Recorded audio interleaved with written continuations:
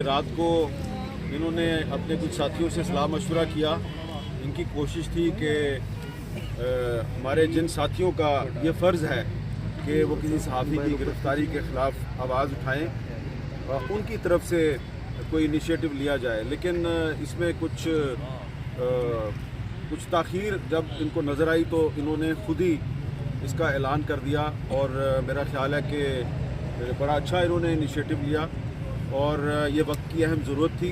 और मज़ीद खुशी मुझे ये हुई है कि यहाँ पे हसन अयूब भी मौजूद हैं, समी इब्राहिम साहब भी मौजूद हैं और भी हमारे बहुत से साथी जो हैं वो यहाँ पे मौजूद हैं। और आप सबको देख के मुझे वो 3 साल पहले वाला मुजाहरा याद आ रहा है जब तहरीक इंसाफ की हुकूमत थी और असद तूर को घर में घुस के मारा गया।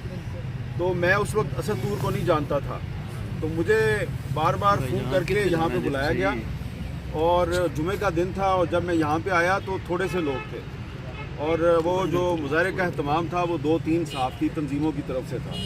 लेकिन आज जो है इनिशिएटिव सिर्फ मुनीज़ जहांगीर का है और वो 3 साल वाले पहले मुजाहरे से काफ़ी ज़्यादा लोग यहाँ पे मौजूद हैं। जिंदा है सहाफ़ी, जिंदा है, जिंदा है सहाफ़ी, जिंदा है, जेलों में जाके जिंदा है, कोड़े भी खा के जिंदा है। तो उस वक्त जो है वो नारे लग रहे थे कि सहाफ़त को आज़ाद करो, लेकिन 3 साल बाद नारा लग रहा है जमहूरियत को आज़ाद करो। तो आप देखें कि पहली बात तो यह है कि हम वहीं पे खड़े हैं जहाँ पे हम 3 साल पहले खड़े थे, लेकिन नारा जो है वो थोड़ा सा तब्दील हो गया है। सहाफ़त की आज़ादी का नारा भी लग रहा है, उसमें एक नारा ऐड हो गया जमहूरियत को आज़ाद करो। तो इलेक्शन भी होते हैं पाकिस्तान में, पार्लियामेंट भी मौजूद होती है, लेकिन जमहूरियत जो है वो आज़ाद नहीं है। अब सवाल ये है कि असद तूर को किस जुर्म में गिरफ़्तार किया गया है। असद तूर ने जो आखिरी वीलॉग किया उसमें उसने सारी कहानी पहले बता दी। तो जो लोग ये समझते हैं कि असद तूर ने किसी अहम अदालती शख्सियत के ख़िलाफ़ कोई किरदार कुशी की मुहिम चलाई, या वो ये समझते हैं जी कि सिविल सर्विस के ख़िलाफ़ या किसी इदारे के ख़िलाफ़ उन्होंने कोई मुहिम चलाई, वो आप FIR देखें जो FIA की FIR है, अंग्रेज़ी ज़ुबान में है, वही उसमें घिसे पिटे पुराने अल्फाज हैं, मेलाफाइड इंटेंशंस और एंटी स्टेट प्रोपेगेंडा, और लिखा नहीं हुआ कि एक्चुअली असद तूर ने किया क्या है।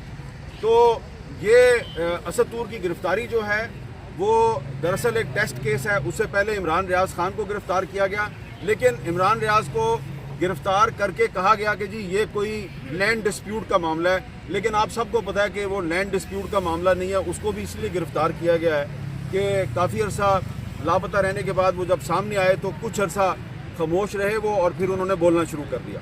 तो उनकी ज़ुबानबंदी के लिए उनको गिरफ़्तार किया गया है। असद तूर को भी उनकी ज़ुबानबंदी के लिए गिरफ़्तार किया गया है। इसका सबसे बड़ा सबूत ये है कि इन दोनों की गिरफ़्तारी से सिर्फ चंद दिन पहले BBC ने एक डॉक्यूमेंट्री की और उस डॉक्यूमेंट्री में इन 2 के इंटरव्यूज़ शामिल थे। इमरान रियाज का इंटरव्यू था और असद तूर का इंटरव्यू था। तो मुझे कोई शक नहीं है कि इमरान रियाज और असद तूर की जो गिरफ़्तारी है उसका मकसद पाकिस्तान की जो सहाफ़ती बरादरी है उसको ये पैगाम देना है कि तुम लोगों को सच बोलने का बहुत शौक़ है, इस शौक़ से बाज आ जाओ वरना हम तुम्हें सबक सिखा देंगे। तो जो लोग हमें सबक सिखाने के शौक़ में मुब्तला हैं वो बड़े मुश्ताक हैं कि जी हमें सबक सिखाया जाए। उनको सिर्फ यही गुजारिश है कि अगर आप ये समझते हैं कि असद तूर को हथकड़ियाँ लगा के अदालत में पेश करके उसका 5 दिन का रिमांड लेके हम डर जाएंगे, तो मैं आपको बताना चाहता हूँ कि हम यहाँ पे खड़े हैं। जो इल्ज़ामात आपने असद तूर पे लगाए हैं मैं उन इल्ज़ामात को मैं ऑन करता हूँ। आए जिंदा है सहाफ़ी, जिंदा है, जिंदा है सहाफ़ी, जिंदा है। आए बिस्मिल्लाह करें और आके मुझे भी गिरफ़्तार कर लें। और भी हमारे बहुत से साथी हैं वो गिरफ़्तार होने के लिए तैयार हैं। दरअसल इन लोगों को हमारी तारीख़ का नहीं पता। तारीख़ जो है ना हमारी वो ये है कि जमहूरियत की लड़ाई में सियासी जमातें बाद में आती हैं, सहाफ़ी बरादरी जो है वो पहले लड़ाई शुरू करती है। और इसकी मिसाल मैं आपको दूंगा कि जब 1978 में जनरल ज़ियाउल हक का मार्शल था तो उसके ख़िलाफ़ जो तहरीक है वो जनाब निसार उस्मानी साहब ने और मिनहाज बर्रा साहब ने शुरू की थी PFUJ के प्लेटफॉर्म से, और MRD ने तहरीक बहाली जमहूरियत उसके 3-4 साल बाद शुरू की थी। اور انہوں نے نثار عثمانی صاحب نے اور مناج برنا صاحب نے گرفتاریاں دینی شروع کی تھی، وہاں سے تحریک شروع ہوئی تھی۔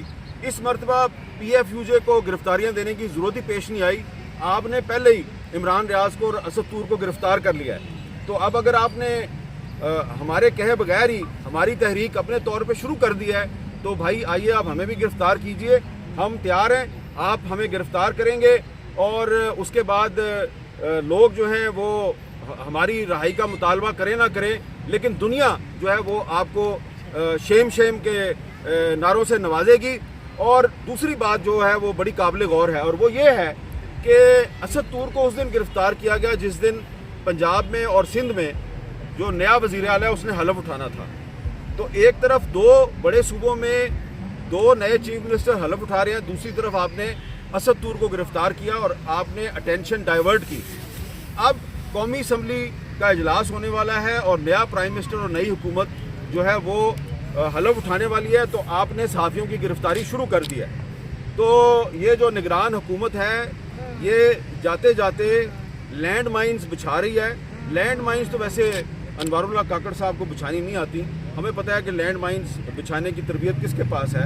تو وہ لوگ جو ہیں وہ انوار اللہ کاکڑ صاحب کے جو کندھے ہیں استعمال کر رہے ہیں، اور مجھے کچھ ساتھی جو ہیں وہ انہوں نے پیچھے سے مجھے دبایا ہے، کندھا بھی دبایا، میری بازو بھی دبائی ہے، تو میں جو ہے وہ اس طرف نہیں جاتا، لیکن ہم میں نہیں مانتے ظلم کے ضابطے، ہم نہیں مانتے ظلم کے ضابطے، زندہ ہے، زندہ ہے صحافی، زندہ ہے، جیلوں میں جا کر زندہ ہے، گوڑے بھی کھا کر زندہ ہے، زندہ ہے صحافی، زندہ ہے، حامد کی صورت زندہ ہے، ارشد کی صورت زندہ ہے، عمران کی صورت زندہ ہے، زندہ ہے صحافی، زندہ ہے۔ سب سے زیادہ تو میری اونچی آواز ہے، نہیں رہائی اچھا مجھے ذرا بات کرنے دیں۔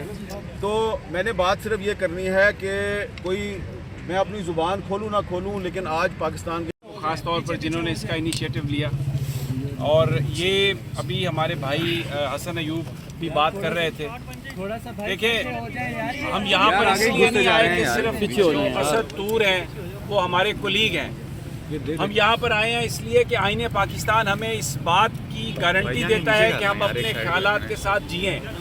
آزادی اظہار رائے جو ہے یہ آئین پاکستان نے ایک گارنٹی کی ہے، اور آئین کی خلاف ورزی کی ہم اجازت نہیں دے سکتے۔ اور اسد طور کو پکڑا صرف اس لیے گیا ہے کہ وہ معاشرے کے ان نقائص کا ذکر کر رہا تھا، اس نے وہ ایشو کھڑے کیے جس سے جو ہمارا حکمران طبقہ ہے، جو ہمارا بادشاہ ہے، وہ ننگا ہو گیا۔